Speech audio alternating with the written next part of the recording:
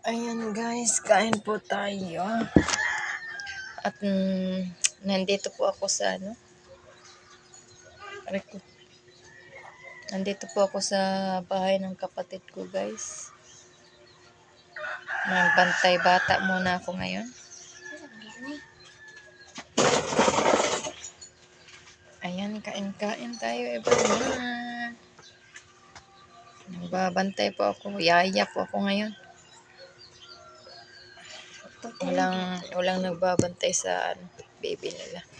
Kaya ako na lang muna magbantay. Kain.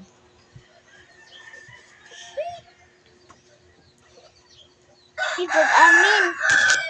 Ayan yung panganay niyang makulit. At yung isa, nasa loob po. Nasa kona. At kain muna tayo. Mag-pray diha. Bye everyone. Mag-pray daw ko kakagwangan niya eh. Bye everyone. See you.